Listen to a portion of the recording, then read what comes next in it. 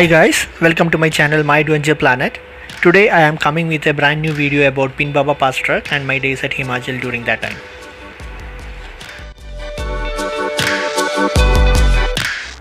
So I had an early morning flight to Delhi from Bangalore. I spent the entire day in Delhi. There my first destination was Kareem's Hotel near the Jama Masjid. I love the mutton items there, especially the mutton sheikh kebab. So whenever I go to Delhi, this one is in my first priority.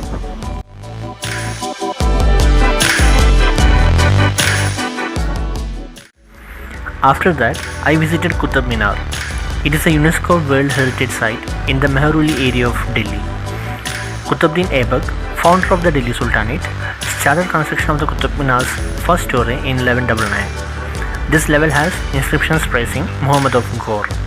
The architecture and the inscriptions of this tower is magnificent.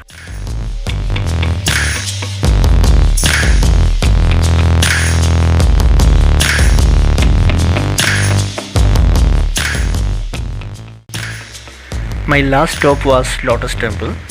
Personally, I don't like rush tourist spots, but I don't have any other options. This one was very near to the bus station from where I had to catch the bus for Shimla at night.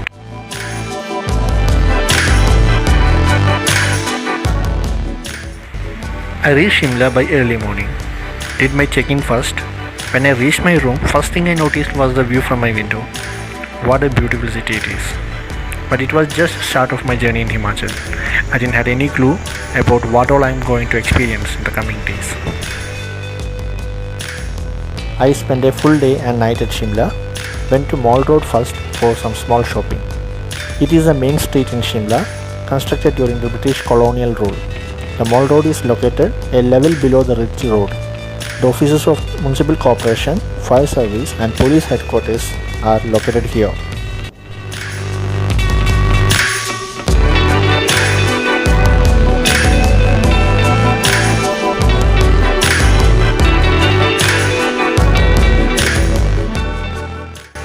The Ridge Road is a large open space located in the center of Shimla. It is the hub of all cultural activities of Shimla. Underneath the ridge, large water tanks are placed from which water is supplied to the British era tourist town. The ridge houses the city's lifelines in terms of the water reservoir with a capacity of 10 lakh gallons of water beneath it. Because of the fact that these tanks are significantly large in size, they have been used as the main water supply for Shimla. Another highlight here is Christ Church, which is situated on the ridge. It is the second oldest church in northern India. In the backdrops of the church, you can see the Jaku Hills and the big statue of Lord Hanuman.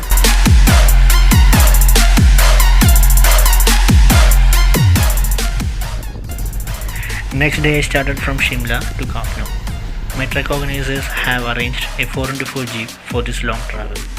In between, we had breakfast from a place called Kufri. The view from there was really beautiful. You can see the snow-covered mountains right there in the horizon.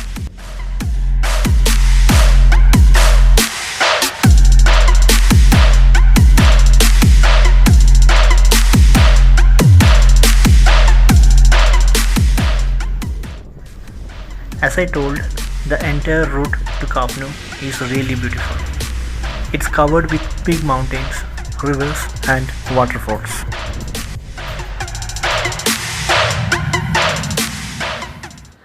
Getting to Kafnu is not as difficult even though it's a really remote village in the deep reaches of southern Himachal. It is a serene village remotely situated almost 200 kilometers away from Shimla. The ride will be 7 hours long, but the road comes with beauty and joyride of turns and twists. Kafnu is a non-village of Kinnaur district due to the hydroelectric power project. This project is on the Baba River, which is a tributary of river Satluj. Kafnu is well connected by bus to most of the nearest cities due to the same reason. We took tea breaks in between.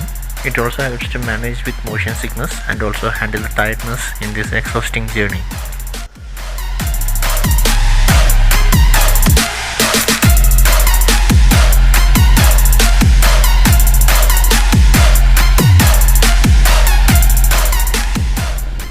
Now you can see the river Satluj down there parallel to the road. It is one of the main water sources for the surrounding cities.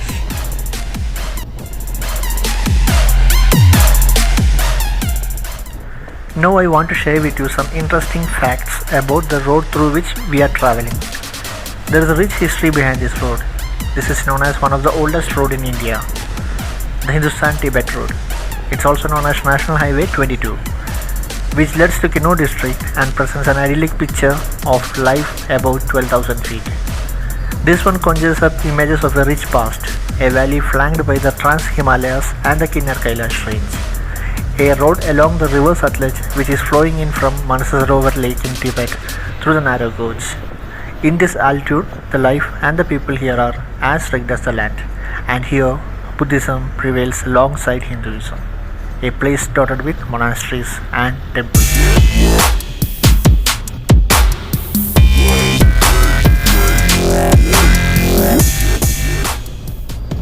The British Governor General of India, Lord Dalhousie, ordered to commission the work of constructing Hindustan-Tibet Road in June 1850. He wanted to create trade ties with Tibet, and this is felt to be the real reason for initiating the road other than his monitoring access to far-off regions under British control. The Commander-in-Chief Sir Charles Napier has designed the map of road and he started the construction. Beyond Shimla to the Shipkila Pass on the border, the route included a length of 228 miles through Shipkila till Shipki village in Tibet.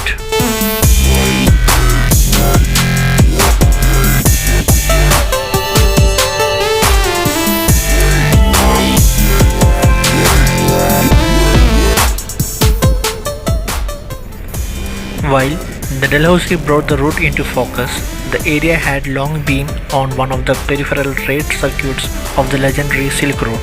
The path that passed the tract carried goods like musk, borax, wool, livestock, dry fruits, precious and semi-precious stones to and from Tibet, Kashmir, Ladakh and Yarkand.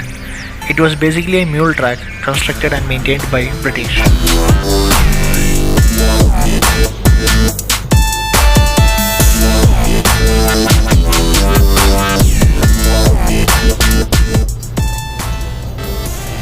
We reached Rampur and there we stopped for some time to have our lunch.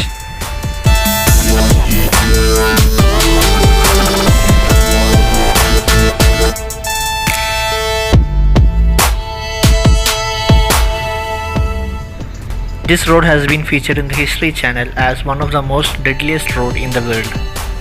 Built in 19th century, the Hindustan-Tibet Road, also known as the Silk Road or the National Highway number 22, begins from Ambala in Haryana as an offshoot of NH1.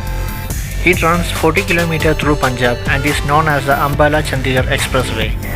From Chandigarh, it runs north towards Ragpur and meets NH64. Thereafter, it goes to Panchkula, Pinjore, Kalka and then enters Himachal Pradesh at Parwano.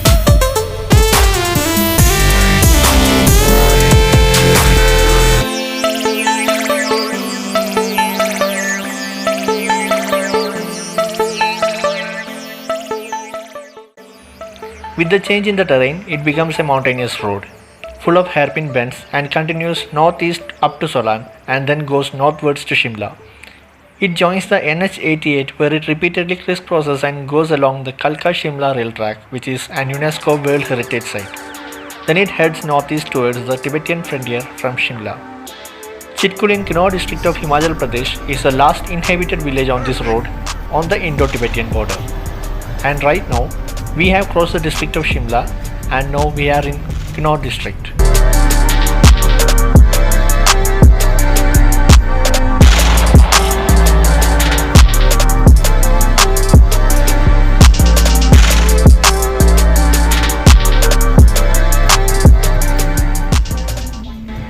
As it is one of the most dangerous and scariest road in the world, it possesses the most beautiful terrain too. Due to that, Bollywood movie shootings happen very often here.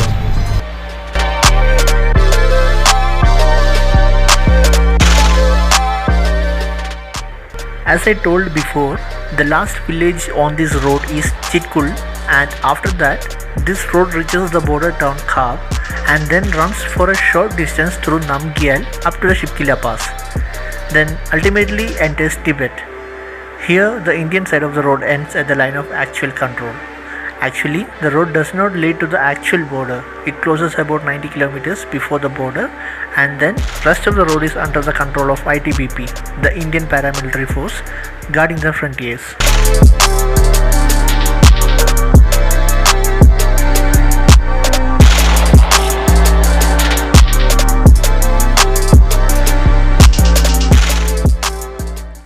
Now, as we entered the Kinnaur district, you might have noticed the differences in the surroundings. The mountains are becoming taller, cliffs are deeper, and the entire drive looks a bit scary. There is an adrenaline rush we get while going through this road due to the deadly turns everywhere and the deep cliffs at either side of the road. At certain places, the rocky mountains are carved inwards and the road is constricted, which make it look even more scarier. You can see that kind of roads in this stretch. Just imagine how much effort was there to create such a road in this terrain.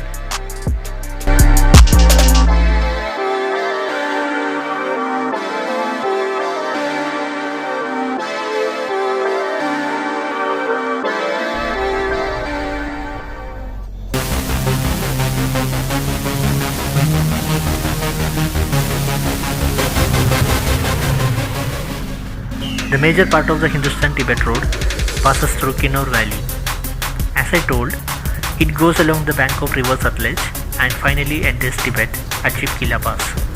The headquarters of Kinnaur district is about 235 kilometers from the state capital Shimla, and it is surrounded by Tibet in the east and is the northeast corner of Himachal Pradesh. The valley of Sutlej, Spiti and Baspa rivers along with their tributaries are enclosed in Kinnaur by three high mountain ranges, namely the Sanskar, the Himalayas and the Dhauladhar.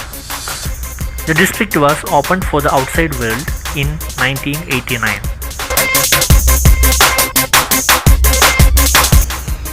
It is slightly raining here and there is a small traffic block due to the herd of sheep passing by. One of the main revenues for the villagers here are sheep. They use it for milk, wool and meat. Kinnaur is a land steeped in mythology, nurtured and contained, no doubt due to the inaccessibility of the region. Ancient Indian texts consider the people of Kinnaur as mystical Kinnars, that is like supernatural beings halfway between humans and gods. The Kinnar Kailash range is perpetually the mythical winter abode of Lord Shiva. According to Mahabharata, Pandavas too choose Kinnaur to spend their last year of exile. You can clearly notice the differences in the terrain as we are in Kinnaur. See the beauty of majestic mountains in front of the road. And as we are gaining the altitude, I can feel the less density of oxygen in the air now. We just crossed Bank 2 and now we are going straight up to the Kafnu village.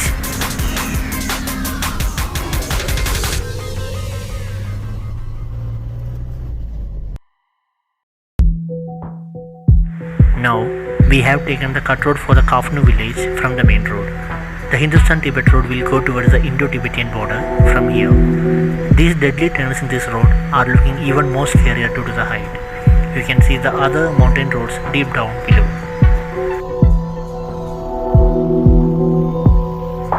This road to Kafnu climbs fast over the Hydel power project at Wangtoo, which can be nerve-wracking when the jeep swings left or right on the narrow road, hanging over precipitous cliffs.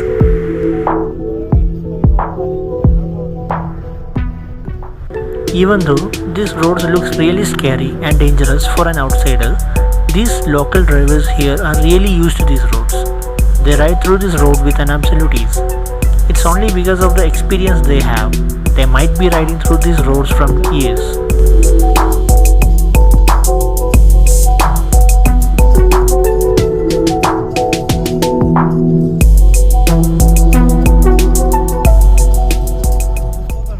I was getting a bit nervous when he was in his mobile and driving our vehicle with just one hand, and at times even without touching the steering also.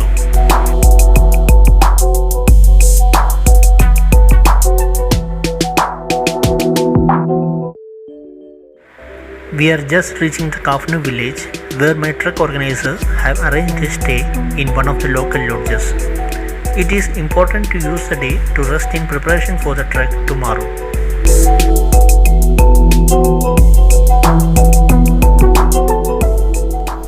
So, here we are at this beautiful village named Kafnu. It is located at an altitude of 8,200 feet in Baba Valley. I instantly fall in love with this place. You can see apple trees everywhere. It's very common here. I will come back to you soon with more exciting videos about Kafnu and my trek in my next vlog. Till then, stay safe and stay tuned. Bye.